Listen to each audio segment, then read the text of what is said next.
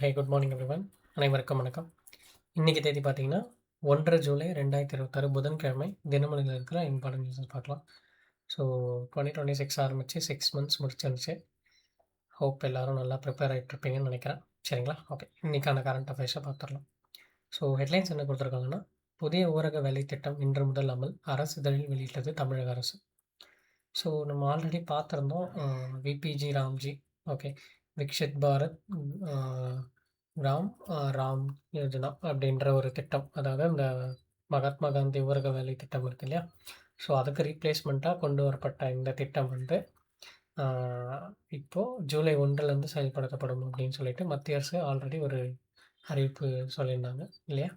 So இப்போது அது ஜூலை 1, அதாவது இன்னைக்கிலேருந்து நடைமுறைப்படுத்தப்படுது.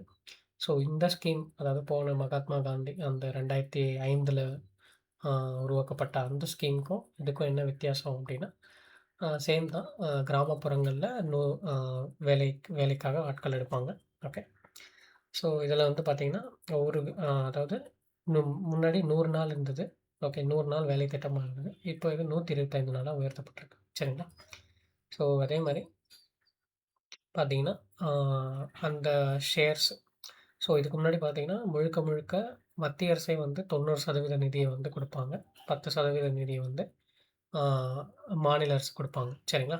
அதே மாதிரி முன்னாடி இருந்த ஸ்கீம் பார்த்தீங்கன்னா, ஒரு சப்ளை ட்ரிவனாக இருந்தது. ஓகே. நிறைய வேலைகள் இது பண்ணுவாங்க, நிறைய கொடுப்பாங்க. இப்போ புதுசாக கொண்டு இருக்கிற ஸ்கீம் பார்த்தீங்கன்னா, டிமாண்ட் ட்ரிவனாக இருக்குது. ஓகே. ஸோ அதை நல்லா நோட் பண்ணி வச்சுக்கோங்க. சரியா? அதே மாதிரி இப்போ இருக்கிற ஸ்கீம், இந்த புது ஸ்கீமுக்கு வந்து பார்த்திங்கன்னா, அந்த பங்களிப்பு, ஓகே, 60% வந்து மத்திய அரசும், மாநில அரசும் வந்து 40% அப்படின்ற ஒரு பர்சன்டேஜ்லேயும் வந்து நிதி பொறுப்பு வந்து ஏற்றுக்கணும். ஓகே. இதுக்குடைய செலவு, அதனுடைய செலவை மாற்றி அமைச்சிருக்காங்க அந்த விகித சதவீதத்தை. சரிங்களா? ஸோ இது ஒரு முக்கியமான நோட்டீஸ் பாயிண்ட். அடுத்து பார்த்தீங்கன்னா, ஸோ அதான் இதெல்லாம் இம்பார்ட்டண்ட்டானது. இப்போது மத்திய அரசு எவ்வளோ ஒதுக்கியிருக்காங்க இந்த 2026 to 27 பார்த்தீங்கன்னா, கிட்டத்தட்ட 95,000 கோடி வந்து ஒதுக்கியிருக்காங்க. சரிங்களா? ஓகே. ஸோ அதான் இங்கே கொடுத்துருக்காங்க. அப்புறம் நம்மளுடைய மாநில அரசும் அந்த இதுவும் சேர்த்திங்கன்னா மொத்தம் பார்த்தீங்கன்னா 1.51 லட்சம் கோடி. ஓகே. அதுக்கும் அதிகமாக இருக்கலாம் அப்படின்ற மாதிரி எதிர்பார்க்கப்படுது. நம்ம ஸ்டேட்டோட இதுவும் சேர்த்தோம்னா. சரியா? ஸோ இதுக்கு கடந்த ஆட்சி வந்து பார்த்திங்கன்னா ஒரு எதிர்ப்பு தெரிவிச்சிருந்தாங்க. லைக் தீர்மானம் கூட நிறைவேற்றிருந்தாங்க. ஓகே, சட்டப்பேரவையில். பட் இப்போ புதுசாக அமைந்திருக்கக்கூடிய அரசாங்கம் வந்து இந்த திட்டத்தை ஏற்றுக்கொண்டிருக்காங்க.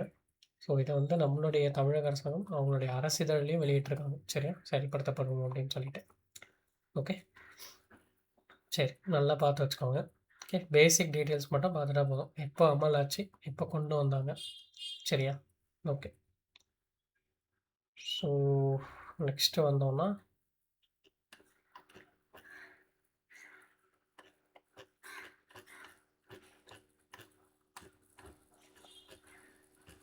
அரசியல் செய்திகளை நம்ம ஸ்கிப் பண்ணிக்கலாம்.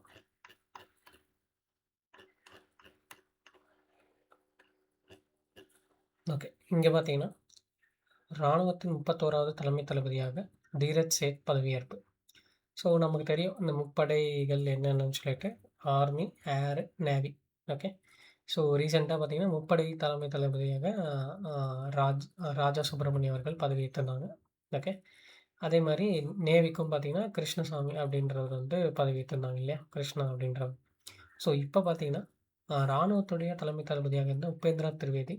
ஸோ இவங்க வந்து இப்போது அவங்களுடைய பதவிக்காலம் முடிஞ்சு ஓய்வுக்கு போகிறாங்க. ஸோ அடுத்த இராணுவத்தினுடைய தலைமை தளபதியாக பார்த்தீங்கன்னா தீரஜ் சேத் அப்படின்றவர் வந்து நியமிக்கப்பட்டிருக்கு. இது நம்ம ஆல்ரெடி பார்த்த நியூஸ் தான். பட் நேற்று தான் வந்து பதவி ஏற்றிருக்காங்க. ஸோ அதனால் நம்ம இங்கே பார்க்குறோம்.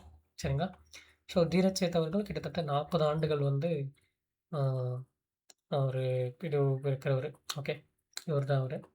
ஓகே. ஸோ 40 ஆண்டுகள் கம்ப்ளீட் எக்ஸ்பீரியன்ஸ் இன் ஆர்மி டிஃபென்ஸில், ஆர்மியில் எக்ஸ்பீரியன்ஸ் இருக்கிறவர். ஓகே.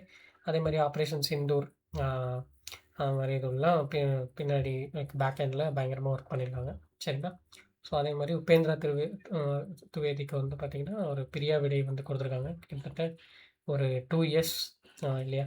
2024ஆம் ஆண்டு ஜூன் மாதம் பதவியில் சேர்ந்தவர். கிட்டத்தட்ட ஒரு 2 இயர்ஸ் முக்கியமான ஒரு ஆப்ரேஷன்ஸில் பயங்கரமாக பங்களிச்சிருக்காரு. ஓகே, சரி. ஸோ ஜஸ்ட்டு தெரிஞ்சுக்கோங்க யார், என்ன பேக்ரவுண்ட். சரிங்களா? ஓகே. அடுத்து வந்தோம்னா ஓகே. அடுத்து பார்த்தீங்கன்னா, ஜப்பான் பிரதமர் தக்காய்ச்சி சுனே தக்காய்ச்சி அவர்கள் வந்து இன்னைக்கு இந்தியா வராங்க. இன்னைக்கு இந்தியா வந்து நம்மளுடைய பிரதமரை சந்திச்சு ஒரு பைலேட்ரல் ட்ரேட் பத்தி பேச வாய்ப்புகள் இருக்கு நெறைய. சரிங்களா? ஸோ இவங்க வந்து புது பிரதமர் இல்லையா? நம்ம பார்த்தது தான் புதுசா செலக்ட் ஆனவங்க லாஸ்ட் இயர். ஸோ நம்மளுடைய பிரதமர் அதுக்கு முன்னாடி இவங்க பதவியேற்றதுக்கு முன்னாடி போனப்போ வந்து ஆ கிட்டத்தட்ட ஆ ஒரு கடந்த ஆண்டு அவங்க ஜப்பான் போனப்போ நெறைய ஒரு முதலீடுகள ஈர்த்துட்டு வந்திருந்தாங்க. சரிங்களா? ஸோ அதே மாரி இப்பவும் எதிர்பார்க்கப்படுது. ஆ என்னென்ன பெண்டிங் இருக்கோ அதெல்லாம் சைன் பண்ணுவாங்க. பார்ப்போம் என்ன நடக்கும். ஓகே. ஸோ இன்னைக்கு வராங்க. நாளைக்கு நம்மளுடைய மோடி அவர்களோட மீட் பண்ணுவாங்க. ஓகே. சரி. அடுத்து வந்தோம்னா, இந்தியாவின் யுபிஐ சேவை கிரீஸில் அறிமுகம் அப்படின்னு குடுத்துருக்காங்க. ஸோ யுபிஐ அ நம்ம யுபிஐ வந்து எக்ஸ்டெண்ட் பண்ணிட்டே இருக்கோம். ஒவ்வொரு கண்ட்ரில இருக்கக்கூடிய அவங்களுடைய main bank like reserve bank மாரி அவங்களுக்கு ஒரு பேங்க் இருக்கும் இல்லையா? ஸோ அவங்களோட சேர்ந்து நம்ம அத இம்ப்ளிமெண்ட் பண்ணிட்டே இருக்கோம். லாஸ்ட்டா கம்போடியால இம்ப்ளிமெண்ட் பண்ணோம் 9த் கண்ட்ரியா. இப்போ 10த் கண்ட்ரியா பார்த்தீங்கன்னா, கிரீஸ்ல இம் அ இம்ப்ளிமெண்ட் பண்ணியிருக்கோம். ஓகே. இப்போ ரீசென்ட்டா கூட ஃப்ரான்ஸ்ல போயிருந்தப்போ நம்மளுடைய பிரதமர் வந்து இன்னும் விரிவுபடுத்தப்படும் அப்படின்றத சொல்லியிருந்தாரு அங்க. ஸோ கிட்டத்தட்ட ஒரு 10 countries Singapore, UAE, France, Mauritius, Nepal, Bhutan, Qatar, Sri Lanka, Cambodia. இப்போ நெக்ஸ்ட் 10த்தா வந்து கிரீஸ். ஓகே. சரி. அடுத்து வந்தோம்னா, கடைசியா சில விஷயம் இருந்துச்சு. அத மட்டும் பார்த்து முடிச்சிடலாம். ஸோ கடைசியா பார்த்தீங்கன்னா, தீயணைப்புத்துறை டிஜிபியாக வெங்கட்ராமன் நியமனம் அப்படின்னு குடுத்துருக்காங்க. ஸோ இதுக்கு முன்னாடி இருந்த தீயணைப்புத்துறை டிஜிபி சீமா அகர்வால் வந்து அவங்களுடைய பதவிக்காலம் முடிவடைஞ்சிருச்சு. ஸோ அவங்களுக்கு அப்புறம் இப்போ ஆல்ரெடி பொறுப்பு டிஜிபியா இருந்த தமிழகத்தினுடைய பொறுப்பு டிஜிபியா இருந்த வெங்கட்ராமன் அவர்கள இப்போ தீயணைப்பு அ துறை டிஜிபியா வந்து போட்டிருக்காங்க. சரிங்களா? ஸோ இதான் ஒரு இம்பார்ட்டன்டான நியூஸ். அடுத்து பார்த்தீங்கன்னா, ஆராய்ச்சிக்காக பறி ப சாரி ஆராய்ச்சிக்காக பறக்க விடப்பட்ட பாரு கழுகு உதகை அருகே மின்சாரம் பாய்ந்து உயிரிழப்பு. ஸோ அதாவது அழியும் நிலையில இருக்கக்கூடிய, அதாவது என்டேஞ்சர் ஸ்பீஷீஸ் அப்படின்னு சொல்லக்கூடிய இந்த வெள்ளை முதுகு. ஓகே. இங்க பாருங்க குடுத்துருக்காங்க. வெண்முதுகு. ஓகே. வெண்முதுகு பாற்கழுகு மின்சாரம் பாய்ந்து உயிரிழந்து விட்டது அப்படின்னு சொல்லிட்டு. ஸோ ஒண்ணும் இல்ல. இந்த வெண்முதுகு அந்த கழுகு இருக்கு இல்லையா? ஸோ அது வந்து ஒரு என்டேஞ்சர்ட் அழியும் நிலையில இருக்கக்கூடியது. ஸோ இதனுடைய இதனுடைய கால்ல வந்து ஒரு ட்ராக்கர் மாட்டி, இத பறக்க விட்டு, இதனுடைய இடங்கள் எங்க இருக்கு அப்படின்றது ஸ்ப்ரெட் ஆயிருக்குன்றத அந்த ரிசர்ச்சர்ஸ் அவங்க வந்து ட்ராக் பண்ணிட்டுருக்காங்க. ஓகே. கம்ப்ளீட்டா ட்ராக் பண்ணியிருந்திருக்காங்க. ஸோ இது கம்ப்ளீட்டா ஒரு ஒரு ஒரு ட்ராவல் பண்ணிட்டு வரும்போது, ஆ ஒரு ஒரு உயர் மின் அழுத்த கம்பியில சிக்கி உயிரிழந்திருக்கு. சரிங்களா?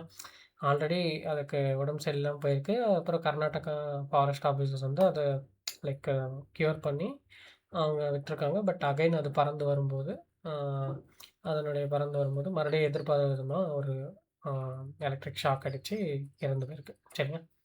ஸோ பட் அதனுடைய ட்ராக்கர வந்து கைப்பற்றிட்டாங்க. ஓகே. ஆ அதோட ட்ராக்கர் வச்சு தான் அது இறந்த இடத்தையும் கண்டுபிடிச்சு இது பண்ணியிருக்காங்க. ஸோ அதுக்கு உடற்கூறாய்வு பண்ணி என்னன்னு பார்ப்பாங்க. சரிங்களா? ஸோ ஜஸ்ட் என்னன்னு தெரிஞ்சுக்கலாம். ஓகே. இந்த மாரி ஒரு விஷயம் நடந்திருக்கு அப்படின்னு சொல்லி. ஓகே. அதே மாரி மகேந்திரகிரி இஸ்ரோவில் 175 டன் உந்துவிசை செமி கிரையோஜெனிக் என்ஜின் சோதனை வெற்றி. ஸோ திருநெல்வேலியில இருக்கக்கூடிய மகேந்திரகிரி இஸ்ரோ இப்போ இருக்கு இல்லையா? ஸோ அங்க வந்து ஆ இந்த கிரையோஜெனிக் என்ஜின வந்து டெஸ்ட் பண்ணியிருக்காங்க. ஓகே. எவ்வளோ அ இது engine test, hot test okay. எந்தெந்த அ அட்மாஸ்பியர்ல எப்படி எப்படி வேலை செய்யுது அப்படின்றது மாரி. ஓகே. சரி. அ வேற எதுவும் இம்பார்ட்டன்ட்டா இல்ல.